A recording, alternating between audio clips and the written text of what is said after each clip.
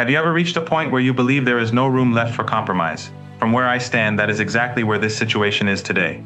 It no longer matters how outside observers interpret recent events or which side they believe has the stronger argument. What matters now is whether the United States finally understands one reality that, in my view, has been proven repeatedly over the past few years. No matter how much military, political, or economic pressure is applied, it will not succeed in forcing the Islamic Republic of Iran to surrender its core strategic interests. That lesson has not been accepted yet, and until it is, I do not believe stability can return. For me, this is no longer simply about responding to one military strike or one political decision. It is about changing the calculations in Washington once and for all. The objective is to make it absolutely clear that any attempt to weaken Iran through force will carry consequences that outweigh any possible gains.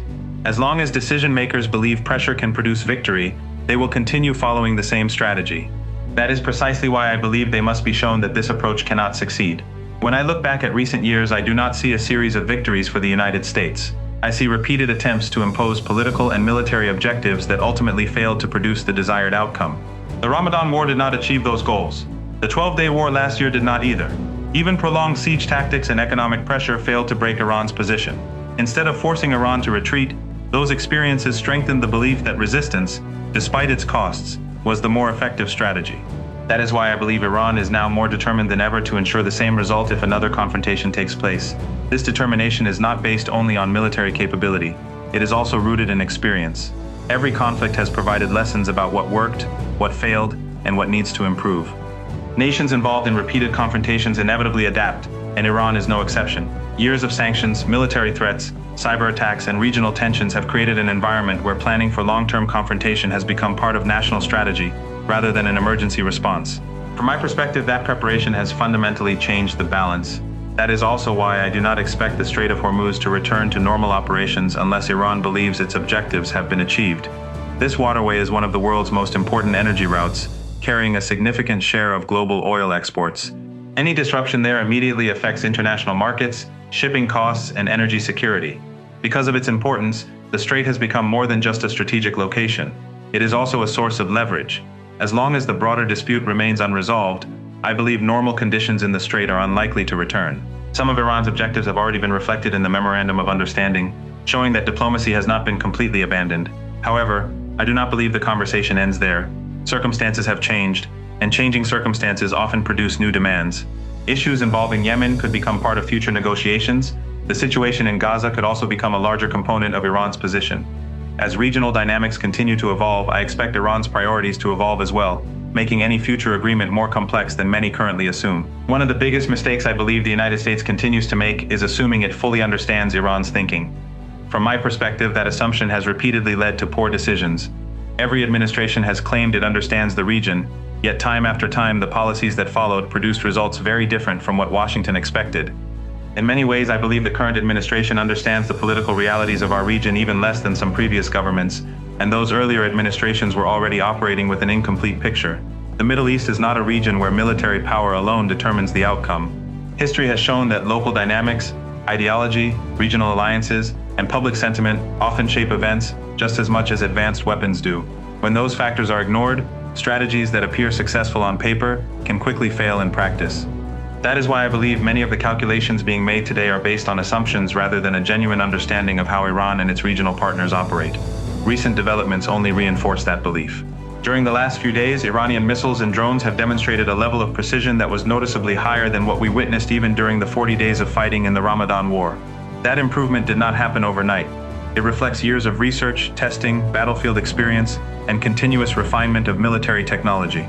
Every confrontation has provided new data, and every lesson has been used to improve future capabilities. At the same time, Iran has significantly increased the production of drones and missiles. Manufacturing has accelerated, and existing stockpiles have continued to grow. From my perspective, the scale of these reserves is unlike anything Iran has possessed in the past. This is not simply about producing large numbers of weapons. It is about ensuring that the country can sustain military operations over an extended period without exhausting its capabilities during the early stages of a conflict.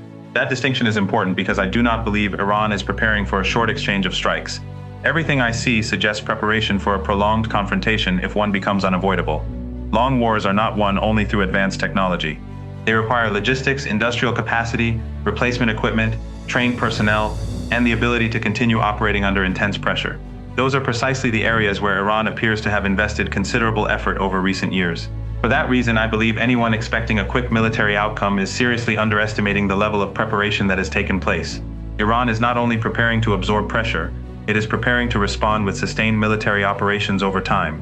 Whether that strategy ultimately succeeds is another question, but from my perspective, it is clear that the country has shifted its focus from short-term survival to long-term strategic endurance. The military has also changed dramatically over the past few years. It has not remained the same force that many analysts still describe. Every conflict has become a learning experience. After Operation True Promise 1 came True Promise 2, and with each phase the armed forces improved their tactics, strengthened coordination, and refined their capabilities. During the last 2 to 3 months alone, that process has continued at an even faster pace. Because of that, I believe Iran is now far better prepared than it was before.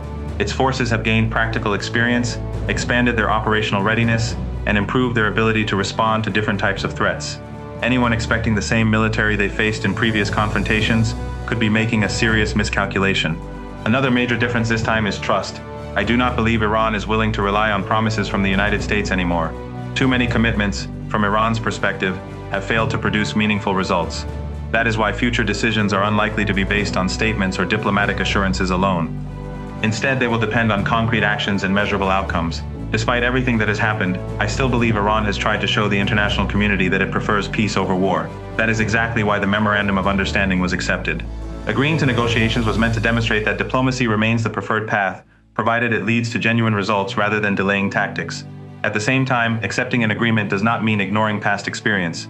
This time, I believe the responsibility rests with the United States to prove that its commitments will be honored. Words alone are no longer enough. Any future understanding must be backed by clear actions that rebuild confidence. Otherwise, Iran is likely to conclude that diplomacy has reached its limits and begin pursuing a different course based on what it believes best protects its national interests. Another factor that should not be overlooked is the growing role of strategic patience. Modern geopolitical competition is no longer measured only by victories on the battlefield, but also by which side can sustain political, economic, and military pressure over the longest period. Governments increasingly calculate that endurance itself can become a strategic advantage. In that environment, the side that maintains domestic stability, preserves its industrial capacity, and continues adapting under pressure may ultimately shape the outcome more than the side that achieves early tactical successes. This is why the decisions made in the coming months could carry consequences far beyond the immediate crisis. They will influence how other regional powers interpret deterrence, how allies assess security commitments, and how future negotiations are approached throughout the Middle East. Whether one agrees with Iran's strategy or not, it is clear that the assumptions guiding policymakers on all sides are being tested in real time. If those assumptions prove inaccurate once again, the region could enter an even longer period of uncertainty. For that reason, avoiding miscalculation has become just as important as maintaining military strength, because history repeatedly shows that prolonged conflicts often begin not with deliberate choices, but with leaders who underestimate the determination and capabilities of their opponents. In the end, I believe this crisis is no longer about military strength alone. It has become a test of credibility, deterrence, and whether past mistakes will continue to shape future decisions. If meaningful action replaces empty promises, diplomacy still has a chance. If not, I expect Iran to continue preparing for every possible scenario while refusing to depend on assurances alone.